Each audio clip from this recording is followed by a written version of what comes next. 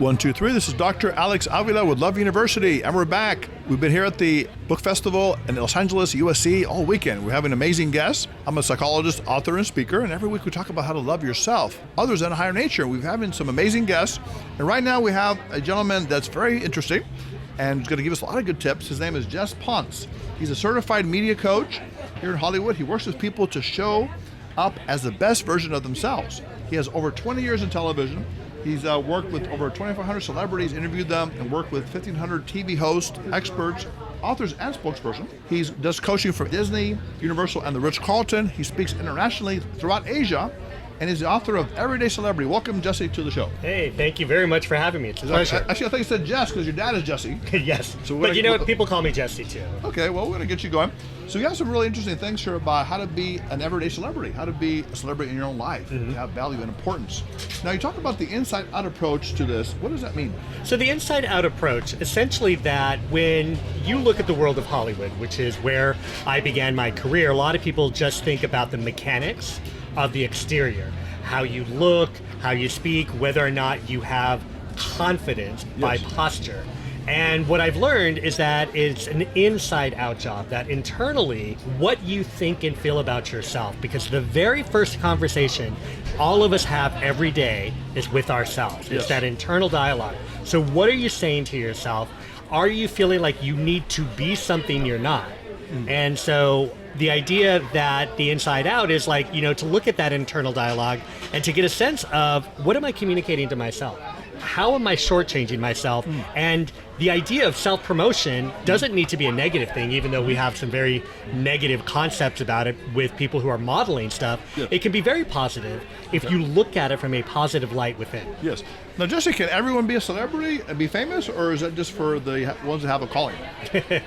Well, I think the idea is that all of us are under the spotlight in different ways every day in our lives, whether it is at work, whether it is with a loved one, whether it is in the community, and in very many ways, we are celebrities. And what we think is that because we're not on TV, or we're not on the big screen, or in a Broadway musical, that we don't have the same impact or the same influence. The center of the book is about my grandmother. Right? And so my grandmother, Grace Garcia, was an immigrant from Mexico, and she was a celebrity in my community. And the reason being is because not only because when she cooked tortillas and beans and the people that came to see her, but that she was literally a grandmother to everybody. And so when you said, you know, Grace Garcia, everyone's like, oh, we know Grace Garcia. Very similar as if we said, hey, Oprah Winfrey. Yes. This local celebrity was the woman that people went to talk to. Now, you mentioned Oprah Winfrey. Now, you told me that you actually worked with her, and tell me about that. Okay, so Oprah Winfrey was by far my favorite interview. And so as a producer, I'm the one who prepares the on-air host to do something. And when Oprah showed up, she was everything that you thought she would be. Because, you know, in reality, and you've met different celebrities, is that sometimes our idols disappoint, and she did not.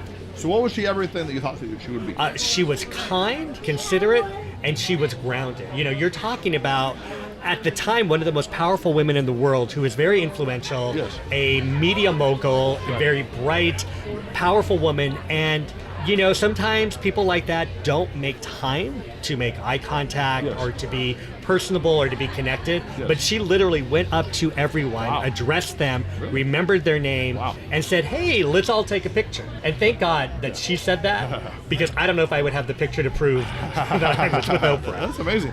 So she always shows empathy to people and compassion. Yes. So that is an internal nature. And you saw that authenticity. Yes. So I'm thinking that to be really a celebrity, you need to be authentic to yourself and express that. Yes. Now, some people are a little darker, maybe in the personality, a little sarcastic, but is it okay to be that? Do you need to be yourself, or do you need to monitor yourself? I think what I like to advocate is that people show up as their best self.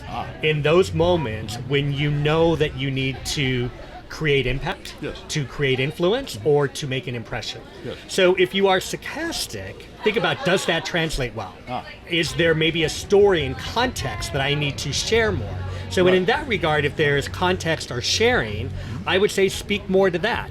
Yes. But there are other times when people are like, don't feel confident inside, and so they're over-explaining something, and so they repeat themselves. And it's those moments when you say, okay, pull back, say less. Okay. So you can monitor a little bit of your natural personality, you're saying. Yes. But you still want to be that nature in a sense. Absolutely. Because I think comedians can be very sarcastic and they're funny, right? And they come out good, right? Uh-huh. But other people are more softer and they're compassionate and they can't be comedians. And you hit a great thing that I happened to highlight in the book, and that was the comparison between two people who have since passed that I absolutely loved interviewing. One was Robin Williams, and the other was Rosa Parks, and this was years ago. Oh, wow. And so each of them showed up powerfully in their own way. Yes. Robin Williams. Was he sarcastic or?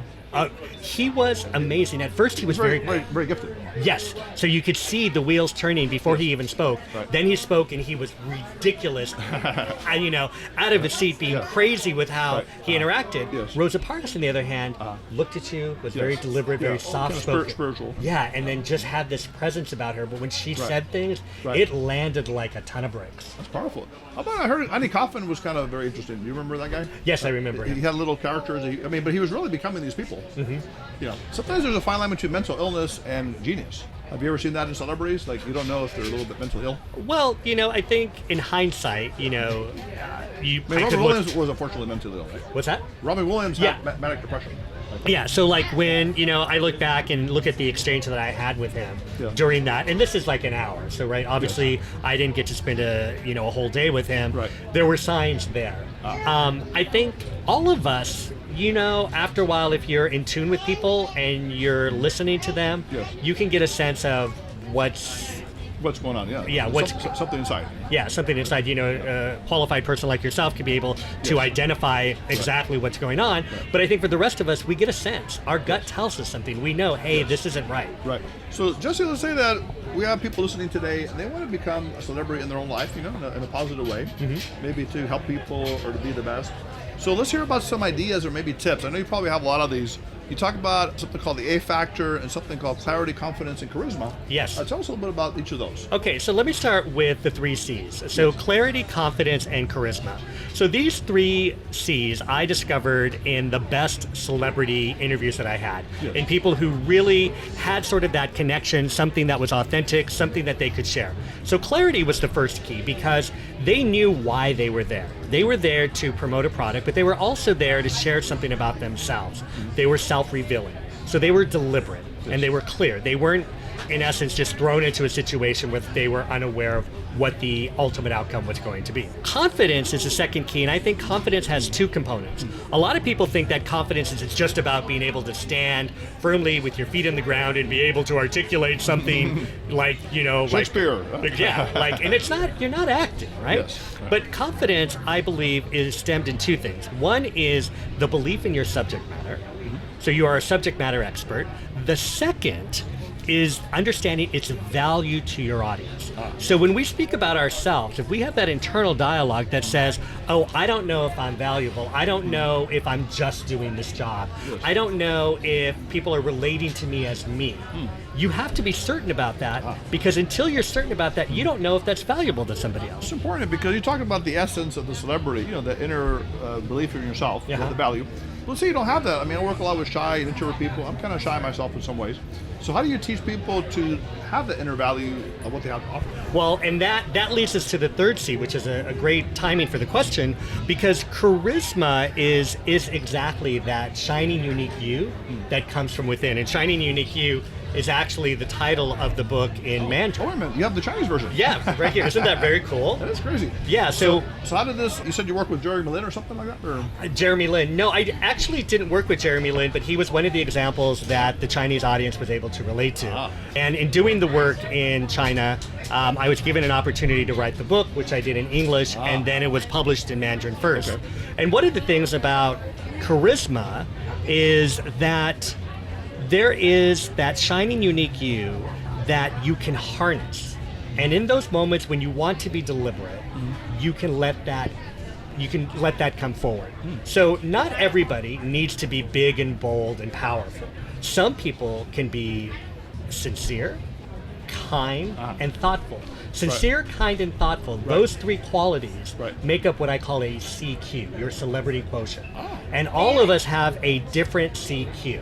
a different 3 qualities that we can identify our brand ourselves with. Okay. So for example, you're smart, you're helpful, and incredibly powerful in your delivery of what you do. Right. Me, I'm witty sometimes. I am charismatic in my own way, Yes. and thoughtful. So my 3 C's are different than your 3 C's. So when it comes back to an introvert, you don't have to be anything else, but you can look at the innate nature that you have and lean into that. It's beautiful. I like that. So finding your inner power and then expressing it, your inner talent. In Spanish, we call it don, which means gift from God. Yes. Or don divino. Yes. You may have heard that term. Yes. So finding your don and expressing your don. Sometimes people are afraid to use their don. They don't believe that they have enough of it, or that they really can express it. So the first steps is these 3 things. What's next? Now you talk about the A factor. Is that something else? Yeah, so the A factor is this idea that there are 3 things. Now, so clarity, confidence, and charisma is about an essence, right? It's about a nature, it's about that internal thing that you have inside and being able to identify and deconstruct how you can be or how you can show up. Yes. The A factor is the delivery of that. It's based on the audience. So every audience you speak to is going to be different. So, for example, if you were going to be on Good Morning America, it would be a different audience than if you're going to be on Jimmy Kimmel. Yes. Different people, different approaches. Likewise, we learned at an early age that the way we spoke to our brother and sister was very different than how we spoke to our parents. Why? Because we identified that the audience wanted something different from us. That same thing we can do in our daily lives. The second A is the agenda. So the agenda is really interesting because when I work with celebrities on promoting a project, we definitely know that I want them to be able to say some things that are going to either further their career or further their project. They have to go in with this idea, what is it that I want to talk about? Yes. Not necessarily scripted, but bullet points. Yes. Likewise, if you were going to go talk to your boss or somebody, you need to have an agenda of like, oh, I want to be able to address these 2 things. Right. At the same time, the person that you're speaking to, the audience member, has his or her own agenda. Right. So for example, you and I are having an exchange right now. You want to make sure that you get certain information out of me that is going to be relevant to your audience and to your brand. Likewise, I want to be able to share some things that I think are good. So we meet in the middle with our agendas. Right. At the end, the call to action is the end result that you want. For yourself, you want to create this great product and to get more people to listen to you, more people to know more about you, and to create more work in the world that's very positive, right? For myself, I want to take this opportunity to meet somebody new who is an author who I think I have some aligned ideas with, and to see how our relationship can build. So our call to action is slightly different, but we meet in this wonderful exchange. Well, Jess, you're thinking far ahead. I didn't know you had all these ideas. I thought we were just chatting here for a couple of minutes or Yes. something. Yes. So basically, a little more strategic is what you're thinking. Yes, yes. Because I'm a little spontaneous, so I can go into something, just enjoying and, expressing positive energy. But you're saying it has to be more than that. It has to be strategic analysis. Well, So I think, and for me, I was giving a professional context that I think that is strategy. Yes. I do think that in any conversation that we have, there is a certain amount of strategy. Am I going to go up and am I going to talk to the girl? Right. What do I say? I think that's sort of a little human nature. Right. But if you want to be a celebrity and actually be on television or radio or whatever it is, you need to know what you're going to say and why you're going to say it. What's the idea behind this? Well, I think that if you are going to be a celebrity who's going to be on TV or a film, you've worked really hard at your craft. And so that is a combination of networking, it is taking classes, it is getting the right look, it is working out, it is dressing the right way. So all of those things, you've done everything within your control. Right. Whatever happens after that is left up to the TV gods in the world. I see what you're saying. I think where I step in is that what the actor wants to do is a job.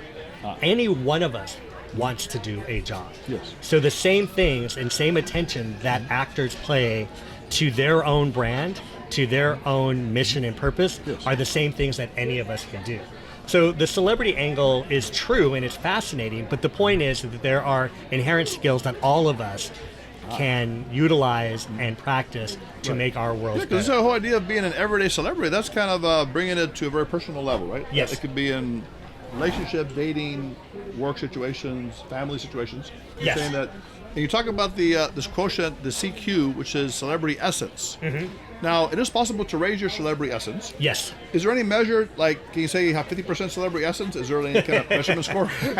No, That'd be kind of cool to put a test in there or something, right? No, and it's so great because in the book we describe what is your CQ, and there is a way to measure it. Oh, there is.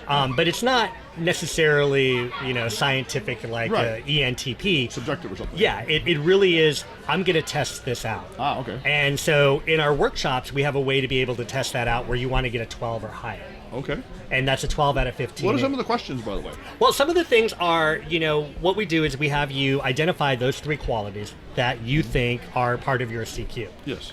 And then we get you to speak in front of the audience, and they also get to experience you, and they basically judge you on a 1 to 5 scale. Okay. How do you land on this? For each of the 3? Yes, for each of the 3. So there's 15 maximum total? Yes. So 12 and above is like a celebrity IQ? Yeah, like a win. Okay, and then below that is like, what's the 10 to 15 is average? What you need to do at that point, if you're below, is like something's not working here. What word, what identifier am I trying to be something I'm not? So it really is a prompt to look at how you're choosing to show up. And I think there's a great distinction between choosing how to show up versus being something you're not. Okay, tell me about that. So I think like when we have an opportunity to not only make the date, right, and begin to develop a relationship, we get to a point where we land and say, okay, are we compatible? Where do we meet? Right. And so we may show up as our best selves, but if we show up as something we're not, we're going to lose that momentum. Okay. And there are moments and times when we may not show up as our best selves, but we're still who we are, and you take the best parts and you build on that. Okay. So do the best you can at the moment that you're there, because sometimes people attack themselves, mentally, like they criticize themselves. Yes. So learning how to have self-compassion, forgiving yourself for so-called mistakes, social blunders. Yeah. Like the first time you screw up at a speech or mess around, and then you feel bad, right? But then you keep going forward, you're saying. Yes. And keep improving. So it is possible to raise this celebrity quotient, you're saying. Yes. And more and more. And I do have a great idea here. I have my producer, Reggie, here. Hey, Reggie. Let's introduce him to the show. And Reggie is a young man that has a lot of potential capabilities. Okay. But he does have shyness. And issues with meeting a woman, for example, that is good for him. He is functionally autistic, and he's done amazing in getting education and things like that. But he's never really had a relationship. Now, Reggie, you and I have a standing bet. What was that bet that we have? That if I could meet a girl and get a date with her, that he would cover up my date, like up to $100. And not yet, Reggie. Right? I'm looking. Well, we've been trying. I mean, he had a couple of close calls. One woman, I guess, canceled at the last moment. So let's start with Reggie. Let's help him out today. Let's give him a Reggie transformation a little bit. Okay. What would you start? I mean, can we do something with his fashion? Well, Reggie, I think you look great. And I think the way and the reason why you look great is you're comfortable. I like to think I'm comfortable. Now, don't be too nice. Where can we improve him? Well, because your being comfort tells me that you're wearing something that, you're not trying to put on something you're not, and we're here and it's outside. In terms of style, the one thing I was thinking is that the actual Hawaiian print might be a little dated. And then if not, I may be dating myself. Not that Hawaiian prints are ever bad, but it's what type of Hawaiian print. Because there's all kinds of different things. So I guess my question would be for you, when you feel like you are being successful in getting the attention of the opposite sex, what is it that you're doing? What sort of self-awareness do you have about that? That's a good question. Yeah, very good question. I think it feels like after like a high point or something, like maybe I did karaoke, I sung the song really well, or maybe it came out of a movie, I really enjoyed it, I was like, oh, this is really good, I feel really good. And then maybe I'll start talking with somebody, there, a girl there, and then just like start chatting up or whatever, and I'll just go from there. Like, and maybe they detect that confidence, that comfort, and they buy into it, kind of, Yeah. So, I mean, I don't know, it's possible. Yeah, so I mean, I think that if we were working together in terms of I was coaching you to, although I'm not a relationship coach, but if I was trying to help you show up as your best self in terms of the context in this moment when you're being a celebrity on a date, you're trying to garner the attention because you're under the spotlight, is to look at the moments and to put yourself in situations where you're having wins. So Jesse, what again is the moment? What makes you feel happy or successful when you are successful? Well, like like I said, when I have like a high point, like succeed at something, a really big success, maybe like I said, like singing karaoke, doing a song well, watching a movie, and it being really going really. Are you funny? Can you make a woman laugh? I've done it before, yeah, on occasion. That's good, right? Yeah, so, like that, yeah. So I think that, right now I could identify one of your CQ is that you're witty, right? So that you're attentive, and that you also enjoy entertainment. I do. Yeah, so, if we were to put those together, is that you're attentive, you are witty, and you're a fan of pop culture. Yeah, So those are like three identifiable qualities that we can say this describes you. So think about if you were putting a personal ad out, that's what you would say. So, Jesse, what you're saying is you first identify the positive qualities a person has when they felt more successful. And if you look at it further, you said change the Hawaiian shirt, right? Put on like something like a khaki shirt. What kind of shirt would you say? A different type of Hawaiian shirt, a more contemporary one that Different looks type, like okay. like something that might have been Now, would my you grandfather's. take off the facial? Would you take off the facial hair, shave the head, or ponytail? What do you think? No, I think it works, and I will tell you why. Because you seem comfortable in it, and I even noticed. So part of what I do for a living is I size people up a little bit when I have to have an exchange with them, and I was like, okay, well this guy's in charge, but he's also friendly. I'm here at USC, and I'm looking. Well, is he a student? Is this who is this guy? And so I can get a sense of looking at you and your crew. Is that no? If you are students, you're actually very professional students, and more likely you're not. You're people who are working and have been studying this field. So that said, your appearance, especially in the context of LA, did not put me off at all.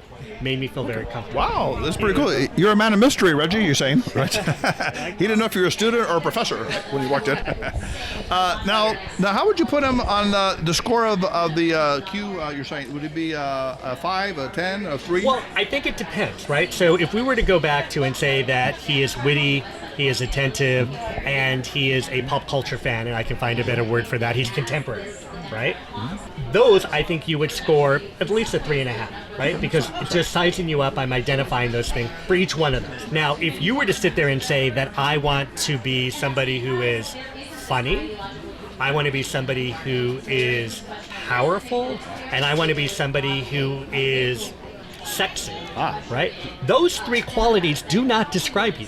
So if you were to choose those as your CQ, I would say, dude, we need to go back. Okay, so he needs to do a little work on the sexy part. Yeah. Okay. But Jesse, you said something about there's a question that people are asked that determines your CQ. Yeah. Let's ask him the question. What is the question? Well, no, please describe yourself and a perfect scenario. I'm going to go off of what you said, like I'm witty, attentive, confident, and just ready for whatever comes my way, and just like able to shrug anything off. Something goes bad, like say like something like this right now, like for a technical difficulty, I'm like, okay, well, I gotta do this and just fix it, and then afterwards, like, all right, well, it's a party, All right. Question number 2, just. Well, describe for me your perfect date. Perfect date? Well, there'd be a lot of talking. Just really getting to know the person, kind of seeing where, really opening up, seeing what their values are, what they want to do, and just like really reaching a level of trust and understanding. I mean, maybe we could go to like the movies or out like to a club or whatever and dance or whatever, but I feel like the big thing for me is like the connection, knowing I can make that connection. And just the final question. Why would a woman want to date you? Well, I'm smart. I'm smarter than most people. I'm diligent. I'm a hard worker. I'm ambitious. I'm a problem solver, and I'm honest. I'll be honest with them. You said you're honest, Reggie? Yeah. You don't take cookies from the cookie jar? Maybe once or twice. All right, so you're honest. Okay. Well, just based on that, what is his CQ score? Well, I would say that I think based on the things that we were talking about before, that you're witty, attentive, and let's say contemporary, I didn't see a whole lot of that. I would say that you're probably below a 12. Okay, so what will be a number? Let's say 11. Or lower than that? Or no? No, I would, because it's a combination of each one. So let me take each one in its order. This is a little different than how we normally do it, so I'm trying to adjust it as best as possible. So your first one is witty. I think your witty was at, let's say, a 3. So I'll give you a 3 for that. So that's on a score of 1 to 5. The second one was attentive. I would say that would probably be at a 2.5, middle of the road. Contemporary, I would say that probably was at a 2. Are you crying, Russell? Are you okay? No, I mean, I'm like, yeah, I see it. And the reason why, and I will tell you the reason why, is that you didn't tell me stories. You described things. And I think when you show up, you don't want to say, hey, I'm funny. You want to tell me a funny story. And so the way that I engaged you when you weren't on before, when you didn't know the destination or that you were being scored, you showed up differently. And in this context, I think you were a little self-conscious, and that happens to all of us when we have to go on, right? Yeah. And part of the idea of everyday celebrity is that we are always under a spotlight. What we can learn from celebrities is that they know they're always on. Some do it well and some don't. Okay, so that's from the first question, Jess, or is that from all 3 questions? From all 3 questions. That's an assessment. Oh, I see. So you just assessed him on all 3? Yes, so that I was able to get an exchange with him. Okay, so the smart, diligent, and honest, did it count for anything? Smart, diligent, and honest. Isn't that attractive to women, for example? I think they would be very attractive to a woman, but he didn't show up in that way. Oh, okay. You know, I think that when you said something, what was the third one there? Ambitious, something honest, like you don't. Honest. Yeah. So honest. I could see in your face, like there was something very sincere about you. Yes. And then you said something about the cookie jars. Now I would love to know, and I would have loved to have heard something about. What is it about the honesty? Because women, have been hurt. They've been jerked around. That was what I was beginning to feel. And if you had shared a story, we would be fighting women off right now. Okay. So yeah, because do women really want the nice guy? See, he falls into the nice guy, the friend thing. Yeah. And then I guess the attraction, it's hard to get them into that. So let's give him a couple of tips. How can he transform that? Do you want to be a little more sexier and more attractive to women? Yeah. Okay. Sure. So what can we do with that? So I think the honesty is your strength. So don't forget that. Share stories. So that takes care of the friend category. Boom. Like there was a lost dog in the street, and it belonged to my neighbor, and I took it back. Right. And that goes back to the attentive thing that we were talking about. Where I think that you could become sexier is play into the wittiness. Oh. Also find shared interest. And that's where when you talk about karaoke and you talk about movies, say, you know what? Don't just go after a woman because she's pretty. Go after her because you have shared interests. Because you're somebody who likes the pop culture things. I love karaoke, right? There are people who don't.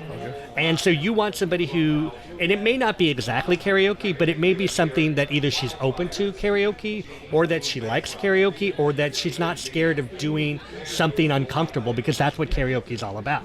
So I think that's where I think you will find that you're more sexy, is the type of person that you're going after or that you're attracted to.